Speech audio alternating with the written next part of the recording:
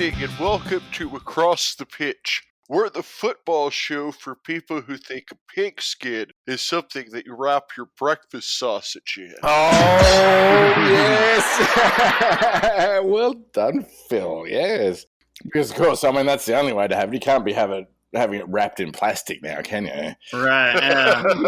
That wouldn't be too appetizing at all. Maybe if it's from McDonald's. Do they even have a skin on their sausage there? It's like that little patty-looking thing, isn't it? Eh? I don't know. I personally don't partake. Yeah. But McDonald's, call us. I think that's my first one of the season. But anyway, the reason that I mentioned the pigskin is because over here in America, we of course have a game called football that is a little bit different than the English game of football that we talk about on the show from week to week. And starting tomorrow is the kickoff of pigskin season, which is the nickname that they have for the ball for the game played on the gridiron, which is the term that would be relatable to pitch. And as a show that celebrates all sports, both American and English, we're happy to, well, I would say that Matt and I at least are happy about the kickoff of NFL football season. Right. How's your team looking this season, Arran?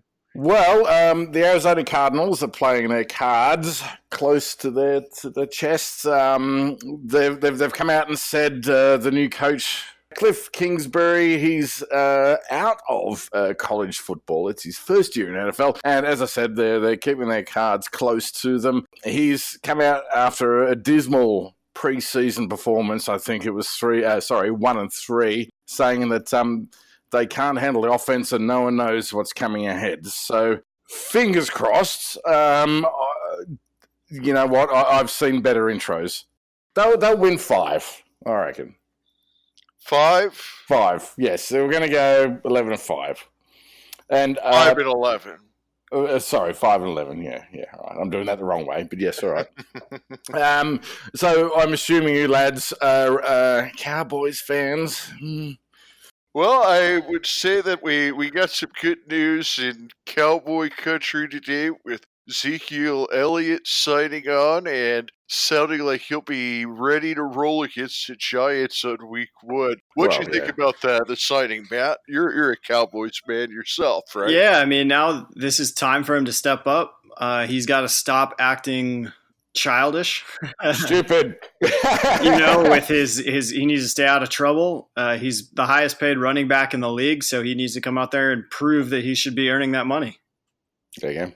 Yeah, I think that he's a guy that on the field has definitely proven it, but like you said, he just needs to stop doing stupid shit, and for a guy guaranteed $50 million, he better stop it. Yep. So, Matt, I'm guessing you're a Cowboys fan. Yeah. Oh, shit. I'm the Chelsea of the NFL over here. Bollocks. If only we were that good.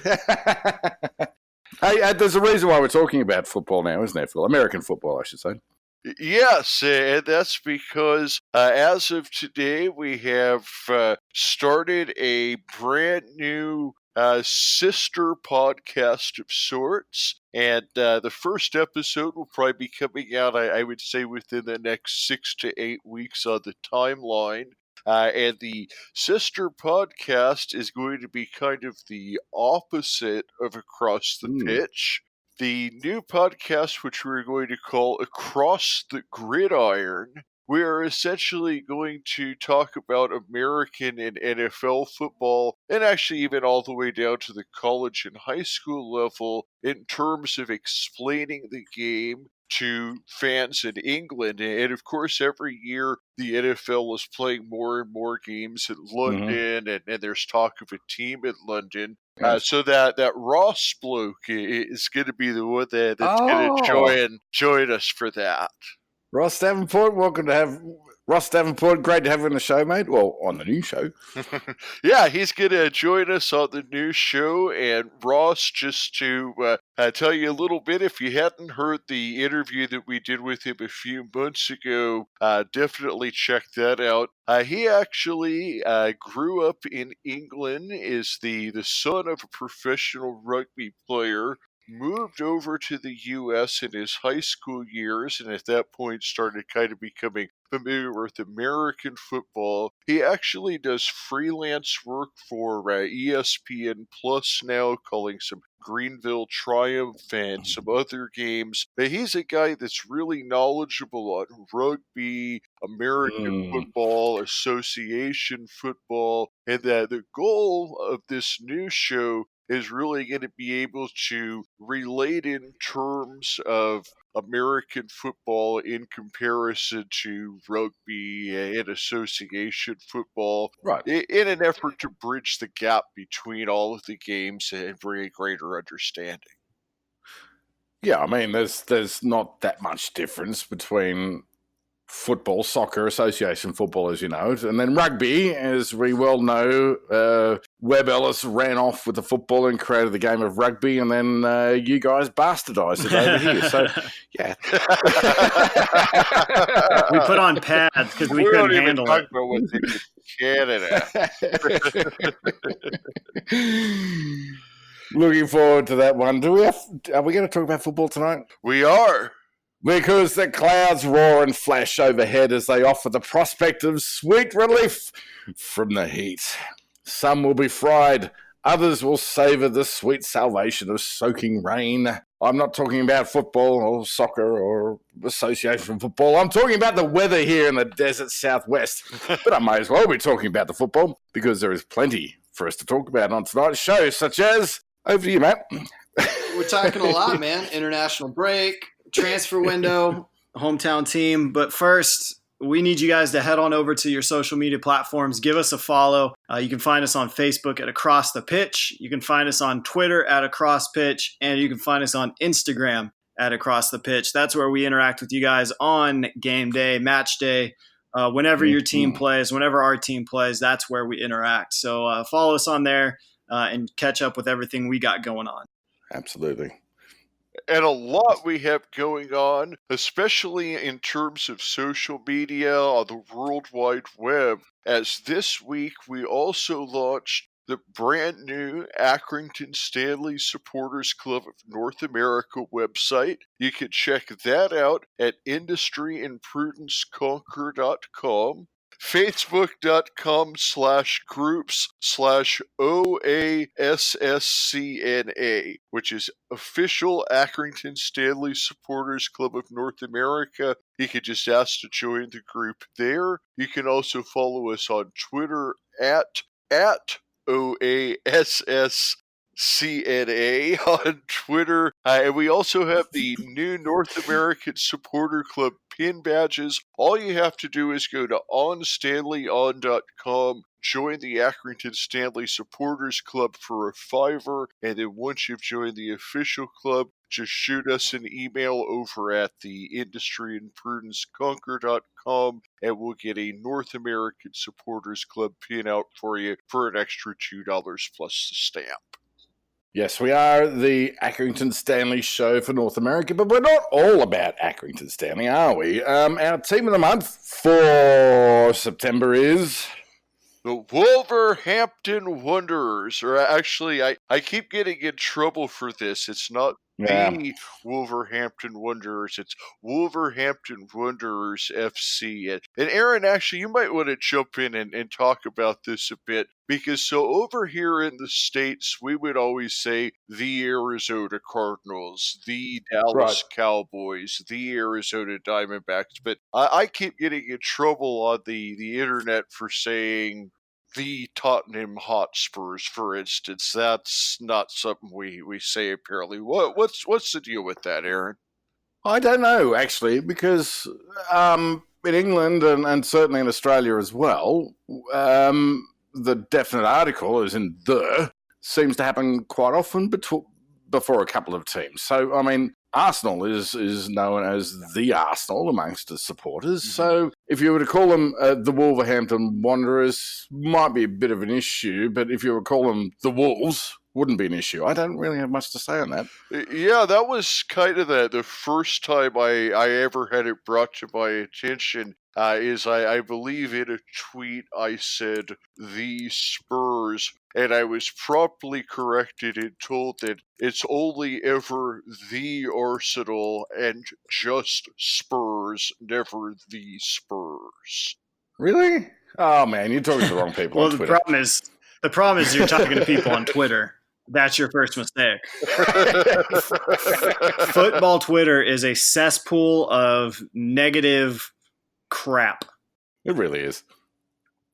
Go ahead, expand on that, Matt, because I think that's wonderful. You're right. I mean, all it is talking about how your team is bigger than the next team, right? Or you have more supporters or way more passionate. It's all just a bit garbage, it's just a place where people want to go and flex, and they don't have to worry about actually having to back it up with any sort of argumentation. Because if you challenge them on anything, they're just going to resort to name calling. I mean, that's all Twitter is. It's gone downhill. I've personally just blocked a ton of quote unquote Chelsea supporters on Twitter because they say stupid crap about the club. Yeah. Yeah, I mean, these are probably the guys that would have been out there with the firms, but, staying several blocks back, yelling insults and running away as soon as someone challenged them. Bollocks, you're all wimps. Well, I'm going to throw a little spoiler out there for maybe something we got coming in the tank that we're not going to talk about just right now. But because it's our team of the month, I'm going to say Wolverhampton, unfortunately, you guys have the worst badge in the Premier League. I love that badge. Oh, spoiler. Yeah, I don't know. They've had better badges in the past. Just a little spoiler for something we got coming in the future. Yes. I'm really looking forward to this. We're going to get some people really upset with this, aren't we, Matt? And I'm going to start right now. All right. I'm up. I'm down for this. Well, speaking of the Wolverhampton Wanderers or Wolverhampton Wanders by the way. FC, as we're going to need to talk with Darren about this because he was the one that mentioned to me the other day that I was going to get in trouble if I said the Wolverhampton Wanderers. So when he gets back from his holiday, and happy birthday, Darren, by the way. Happy birthday, old fella. How are you? We'll have to get next time. I think he's going to be joining me on Sunday, so I'll talk with him more about that on Sunday, and just to kind of track. Hey, sorry, Phil, to cut you off. I think I understand where this comes from. Okay, it's that north-south divide, right? So. South, they have a bit of a different accent, a different dialect to the north. So if you were to say it means you're from the south. But if you were just to come out with it, it's like going on, so a freeway here in Arizona, for example, it's called the 51 or the 101. Right. Well, the Spurs are south. Right. Oh, I don't know. Okay, yeah, I don't know. All right. Okay, my argument's null and void. Never mind. What I was going to say is, if you go to Michigan, for example, they don't call the freeways the whatever it is, the 10 or the 101. It's go to 101, 51, 10, whatever, and you're lost. I don't know. It seems to me that there's something there has to be something more specific to it than a change of dialect. It seems as if some teams are specific. Our home team here, Phoenix Rising, breaking all records, not going to stop. By the looks of it, do you guys see anyone stopping them? Yeah, I do. I actually think that so currently right now, for those who maybe aren't privy to this, whether you're listening to this overseas, our local team here, Phoenix Rising, this past Saturday just won their 17th game in a row. Not 17th unbeaten, but 17th win in a row. They're setting and expanding an American soccer record. And all good streaks eventually come to an end. And I believe that this Saturday at home, we will sadly see that streak end against San Antonio FC. Even without Billy Yeah, Ford? I think this is going to be it for us. San Antonio has been on a little bit of good form recently, but they've kind of had our number. We've met kind of in our history 8 times. Phoenix has won twice. San Antonio has won 4 times, and we've had 2 draws. It's been split recently, but I think this might be the team that does it. And I got to say, I think if any team has to do it, I would be the least upset about it being San Antonio, and I'd be the least upset about it happening at home. I think losing away to a team like New Mexico, losing away to a team like Las Vegas, losing away to a team like Fresno would hurt a lot worse than losing at home to San Antonio. Okay, but San Antonio, they're currently 11th They in the USL Western Conference. They're Well, like yeah, but let's put solid that in 30 perspective. points So they're behind us. 11th, but from 4th place to 11th place to actually really 12th place are only separated by 5 points. So they're not really right. So they are Okay, fair enough. they are sitting at 11th, but it's not like the next that playoff spot is 7-8 points away. And we're blowing everyone out of the water. You win 17 games in a row, you're going to be up, Matt, 28 points on the next closest person. So Matt, I'm going to call you out in this. I feel like you want us to lose before the playoffs come along because you've called out the last 2 weeks against the Colorado Switchbacks, who are freaking awful. well, it wasn't Colorado. Who's the one It was before Tacoma that now? and Sacramento. Oh, Right. I'm sorry. I beg your pardon. You're quite right, yes. But nevertheless, you're saying that we're going to lose. And admittedly, first half performances are a little bit shaky there. But here comes the championship side coming in the second half and just wiping the floor with them. Are you like one of those dreaded fans like me, Matt, where we hope for the best but expect the worst? No. Do you know what I'm saying? I look at so going back to Tacoma and Sacramento, I think those are just, when we're texting in our group as the game's playing out, a lot of what we text is just reactionary, spur of the moment messages to what's going on the field. And in those games, I mean, if we're being honest, it was not looking good at times. So you go back to that Tacoma game, worst team in our division, our conference. I think they're in a little better form lately. I mean, they've won 3 of their last 6, I believe. Well, that's all well and good, but they're still sitting, at 20 points for 25 games played and a negative 33 goal difference. And you look at just what happened in that game. We go down, we get up, we go down 2-1. We weren't playing well, and it took some magic in the 81st to 84th minute, was it? 81st to 84th minute, and they just turned it on, which they can do. Yeah. But, even at home to Sacramento, it didn't seem like things were going well. We had that own goal. We gave up the quick goal in the 2nd minute. We had the own goal, 5 minutes later. Farrell luckily makes up for his mistake, gets on a header in the 44th minute. And then that second half was a battle, to pull that one out. And they hunkered down and did it. I'm going to go you one better, Matt. And I'm going to say I kind of agree with you with that pessimistic viewpoint. I think we'll probably lose a game before we get to the playoffs. And if we don't, I fear that we may lose a game in the playoffs against an Eastern Conference, which is very top heavy. I mean, there's 4 points between 1 and 4 there. Do you know what I mean? Like I don't know the strength of these games. I don't think we've played a game against any of these. I don't think there's any out of conference games. This is an untested water here. I don't know what's happening over there. Right. Are they good or are they just mediocre? And that's my fear. Yeah, I think it's tough, man. Pretty good. I think we're going to lose a game before the playoffs. I mean, you're talking 8 more games left. We've already won 17. Oh, yes, we have. And we've already scored a secured how position. much is too much at some point? How good is too good? We have Jason Johnson coming back. Should be back this weekend, depending on when you listen to this. But yeah, I just look at that schedule if it was going to falter anywhere, I would rather it be to San Antonio at home.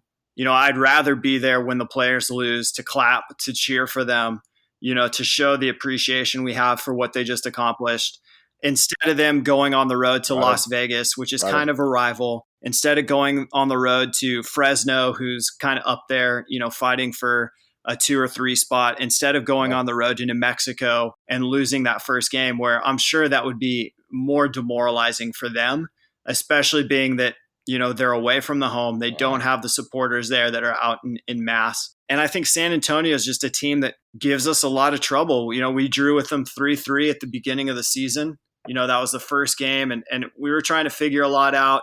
They were trying to figure a lot out. But that was a game that we went toe-to-toe with them, and it wasn't until the 90th minute that we pulled that out. I don't know if you guys remember that. Jason Johnson scoring at the death to get us that point. And so I think this is the team that's going to do it. And I hope I'm wrong, to be honest. I agree with everything that you're saying, and certainly San Antonio is a team that I marked off as one that bothered me. One of the reasons was kind of the Billy Forbes revenge factor. He's not going to be there now, so that's something that's in our favor, I think. Personally, I think that the other team that has given us problems twice, once with a draw, once with the penalty kicks victory at the U.S. Open Cup, is New Mexico. Because when we travel there, even though they've been struggling in their home stadium, they hold 15,000 fans. That's going to be the most fans that we've played against at any opposing stadium all year. Team that already gives us trouble. You've got the Kevon Frieder revenge factor there. If we fall anywhere, I say it's New Mexico. Yeah, but New Mexico's sort of gone a slide since their hot start. I think we're probably going to destroy them at home and completely demoralize the entire town, if not the state of New Mexico. Right. I mean, New Mexico's a shout, but again, I think, this is a team, San Antonio, that just beat New Mexico 2 weeks ago, 5-0. Where was that at? And in San Antonio. Yeah, I mean, that's what I'm saying. New Mexico is a different team at home in front of that huge crowd. I mean, the other thing that I'm looking at is we're unbeaten at home this year. Yeah. I'd kind of like to see them do an unbeaten home, and if they do need that loss before the playoffs, which I'm kind of on that wagon where a loss before the playoffs might not be the worst thing. I'd rather see it come on the road and complete an invincible home season. Right. I mean, I don't want to see them lose any games, but I could see this one being the first realistic one. I think looking back at it, really since Reno, Sacramento we should have beat, Tacoma we should have beat without as much struggle as we did, and then obviously Colorado we should have beat because they're just a bad squad. Lads, I feel like even a draw would probably go and kick some asses. Do you know what I mean? We don't even need to have a loss. True, a draw, away to or at home to San Antonio, that's going to get some people pissed off. Right. Whatever it is, I mean, anything that kind of just beats this run, it's going to be rough. It's going to be hard. But I think having the guys at home at Casino Arizona Field, where at least we can show our appreciation and let them know, like, hey, you guys might have drawn, you guys might have lost, but we love you. We are so proud of this 17-game win streak. Realistically, a win streak that I would be confident to say I don't see another USL team doing again. Oh, bam. I mean, like a team like New York Red Bulls too, they're at the top of the East, but how many of those players are switching between New York one week and Red Bulls 2 the next week? And, there's this flux and they're going to drop games like that. I mean, you're talking about a team that, you watch them on the field, they absolutely love playing with each other and fighting with each other. And I think that's why they've gutted out some of these wins. The other thing I wanted to make a point is I think that what really helps the Rising is that they are a veteran team. And the funny thing is that they have actually the third youngest roster average in the Western Conference, so they're not an old team. But they have guys that are, 22, 23, 24 years old that have experience. It seems like a lot of these teams, especially Colorado and especially Tacoma, half the guys on the field aren't even old enough to buy cigarettes. Right. So you're saying like an Eastern Conference side like Red Bull 2, they're not going to hold their heads come playoff time. Yeah, they're going to be another team that has a bunch of 16 and 17-year-olds. Right. I mean, that's what they are. It's just a reserve. It's a reserve team. It's a development team. I actually wouldn't be surprised if Red Bulls 2 didn't even make it to the USL Championship. Lads, we kind of digressed there because we were actually talking about our team of the month, which is always going to be Phoenix Rising. But our across the pitch team of the month is Wolverhampton Wanderers, the Wolves, if you will. Getting back to the Wolves on the field, Matt, what have you seen in the matches that you've seen with them so far? I think that they haven't really been losing, but they haven't really been winning either. Has been the problem. Yeah, I think the biggest thing is this is their sophomore season. They kind of took everyone by surprise last year. They spent all that money when they're in the championship. They created a relationship with an agent who then filtered his Portuguese players into the club. And, they took the Premier League by surprise. I mean, they came out playing well. And I think this year what it is they've just kind of been figured out, for lack of a better explanation. Teams know what they're getting going in to play them. They understand what they're going to do. It's not this new thing that's happening anymore. And they're figuring this team out. And I think that's really what Wolves needs to do. That's what Nuno kind of needs to figure out, is maybe how to switch things up a little bit just to give a different look. And you kind of look at some of the players they brought in, and I think they can do that. So you got like Patrick Cutrone, the Italian that they brought in from Milan, can kind of change things up, and that'll be good. Obviously you need guys like Ruben Neves to perform, Raul Jimenez, Adama Traore. You need these guys to produce. And Horta. I mean, they've just been having it's a slow start to the season. If I was a Wolves fan, I wouldn't be too concerned right now. You're talking, 4 matches in. I think they'll be all right. I think they'll be okay. I mean, it's hard to tell this early in the season. I mean, for God's sake, we've got Crystal Palace sitting in 4th. Right. I mean, yeah, it's just something they're gonna have to. I mean, look, you're talking 3-2 loss to Everton. 1-1 tie against Burnley. 1-1 draw against United. Yeah. 0-0 against Leicester. I mean, they're not losing games. They're hanging in some of these games. They just got to figure it out. Yeah, and it's a pretty tough schedule, too. Right, and they're playing Europa League qualifiers. That's another thing they're going to have to deal with this year, is playing those Thursday night games, then the Sunday games, that recovery. And it's something, honestly, I think Nuno will figure out, and it's going to take a little bit of time. It will. And they seem to be doing quite well with their European qualifiers as well. Well, yeah, no, I mean, you kind of bring up a good point, right? They made it through the European qualifying. They're in the group stage of Europa League. They have a pretty favorable group, I'd say.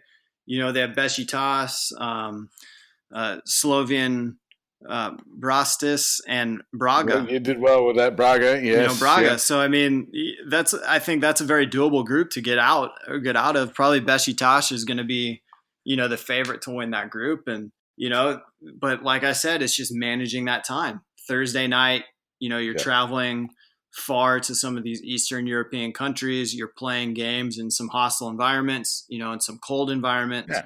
And so it's all about, how you manage the players. I think it's going to be key to get some rotation in there for them. So it should be good for them, but I think they'll be fine. All right, lads, there is a bit of a break happening now across football, across the world, because there's an international break happening, yes. Grand Slam Diamondbacks. Was there a Grand Slam? Was there a Grand Slam? I had to get that in. Yeah, Grand Slam. It was 0-0 in the seventh, and they just hit a Grand Slam to go Oh, yes, short. good to see him back in form. Marte. All right, Grand Slam. All right. Grand Slam aside, we're talking about nothing happening in the football leagues across Europe this weekend because there is an international break. But that doesn't mean the football's over, of course, because what the international break means is that the national teams are playing, aren't they? So I'm a little bit cheesed off. Because they're qualifying for the Qatar 2022 World Cup, which should have really been the Australia World Cup. Really should have been anywhere but Qatar World Cup. No, I know. Hey, Australia was I'm fine with Australia. The number one Set bet. it down under. Set it down under. What do you need to hold a World Cup? Sure, you probably need favourable time zones. We're not that far off Qatar. You probably need some stadia built before the games are actually announced. We had that ready to roll, sure, fair enough. We probably need some upgrades and whatnot. And also, we had a captive football audience, and we speak English. So come on. But no, we're going Qatar. We're nothing against the World Football Federation, which I won't mention out of fear of being sued. That was bollocks. But anyway, I want to have a little chat, guys. And Matt, this is probably directed in your direction because you are the football maestro, Mr. Wizard over there. Transfer windows. So, the transfer window in England shut the day before the Premier League kicked off, correct? But it didn't for the rest of Europe, did it? So, correct. Nope. Did the Premier League sides get screwed over here? Because I've got to say, there's been one hell of movement out of England into Europe after that transfer deadline shut. Yeah, I think that's something the FA is going to have to figure out. So this is actually the second year that early window has taken place. And the idea was to make sure teams, ideally it was, hey, we're going to cut off the window before the season starts. That way, teams aren't playing games while they're still, quote unquote, in flux. But we've seen that hasn't been the case because other leagues are saying, hey, that's cool. You guys can end it then whenever you want. We're not going to end it until the end of August, or like this year, since the end of August landed on a holiday weekend, it was rolled over it ended on a weekend. It was rolled over until the next Monday. So it actually ended September 2nd. And you've seen a lot of movement and kind of teams that were thought this idea of let's not be in flux when the season starts, still in flux. So either the FA needs to either just say, you know what, we're just going to do what the rest of the world is doing, or, they're just going to have to deal with that. Yeah, they're going to lose out. And there has been massive transfers out and massive spending by those big European teams. And right.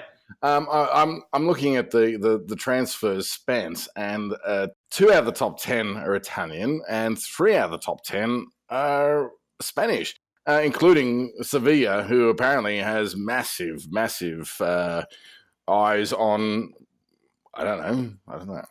They can't really compete against Barcelona, Real Madrid. I don't know, Europa Cup. Right. They're going to secure that this year. I don't know. What's happening there? Well, Spain has seen a redistribution of TV money. So it's more spread out now across the league. And that's why now you're seeing teams like Sevilla and lower, mid to lower level teams actually being able to spend more money, is because the TV deal was restructured. And so instead of Barca and Real and Atletico getting the majority of the money, it was spread out a little bit equal. And that's why Sevilla was able to go out and spend big on, Javier Hernandez. So it should be interesting, man. I think we're going to see. I think we're going to see a lot of movement in the Spanish league over the next couple of years, as far as some of these teams getting better, and hopefully it makes them a little bit more competitive. Yeah, because it's always been the top 2. And thank you for correcting me. It actually was top 4. So Sevilla came in 7th, Manchester United in 6th, Inter Milan in 5th, Juventus in 4th. Atletico Madrid was the one that I missed out on, and in third, Barcelona second, Real Madrid first. And I've got to say, those top two are not any surprises by any account, are they? No, not at all. And I would actually make the argument that I don't think Real spent their money very wisely at all. Well, they bought your friend Eden Hazard, didn't they? Yeah, and you know what? I mean, not that I wanted him to stay at Chelsea hands down, but I don't think he's the answer that Real needed.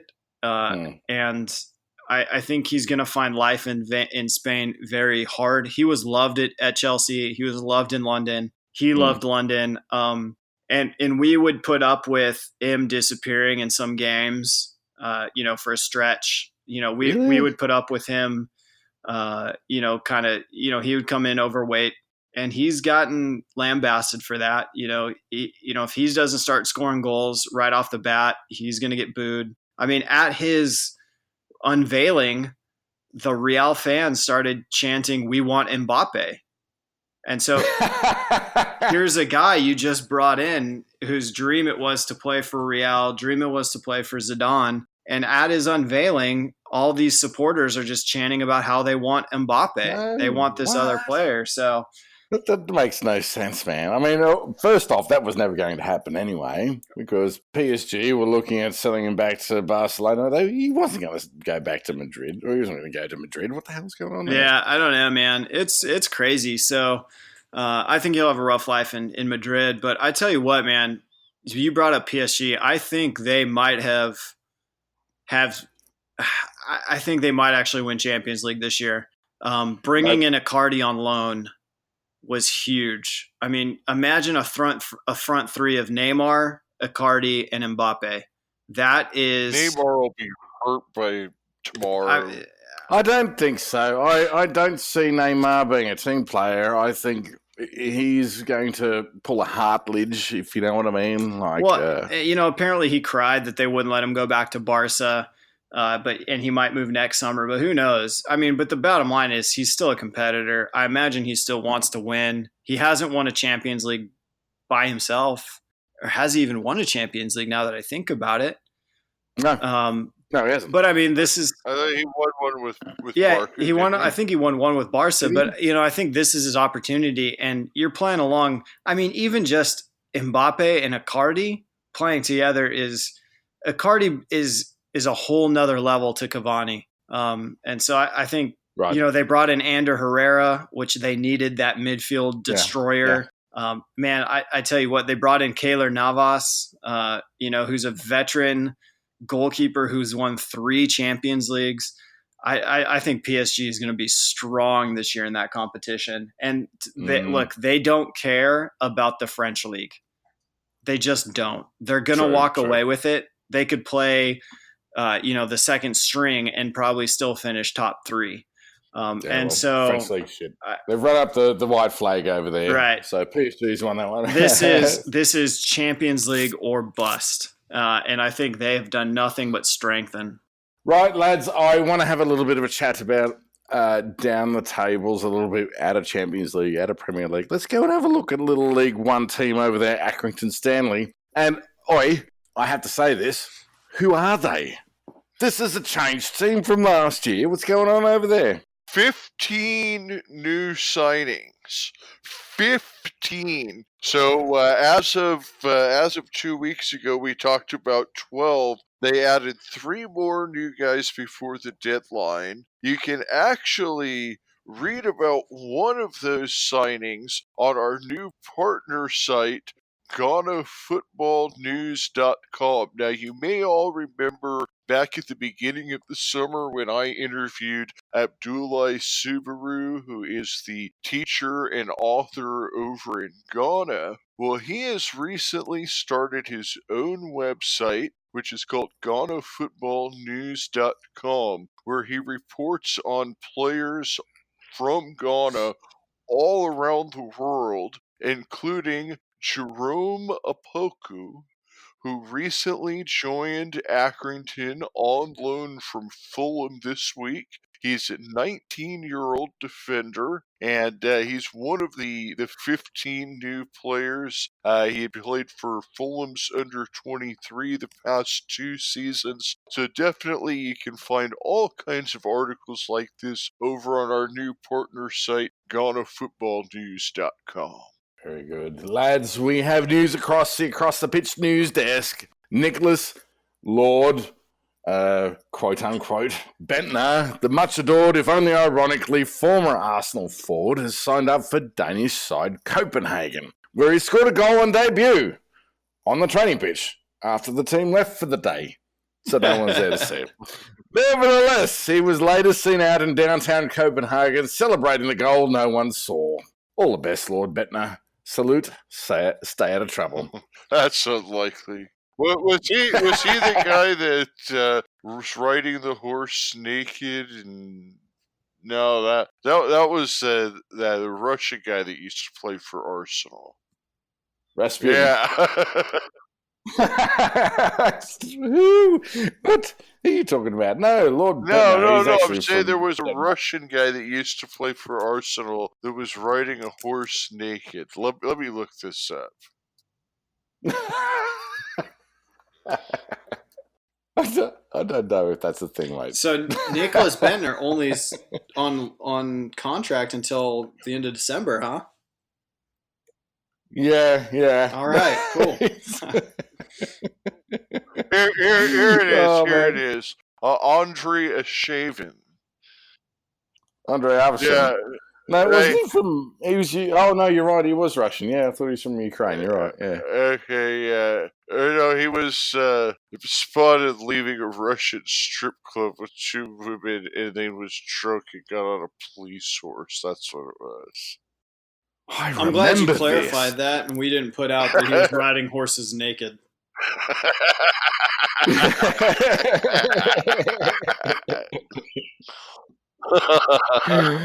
Oh dear. I think on that bombshell. I think that might be our best digression yet.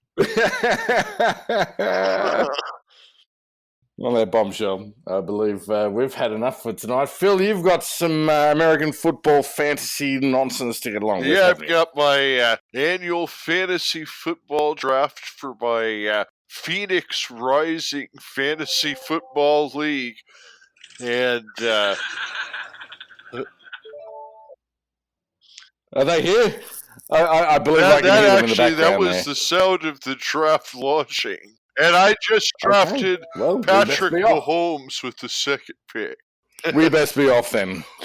On Stanley on Uprising. And thank you, Matt. Thank you, Aaron. And thank you to all the listeners. Pleasure as always.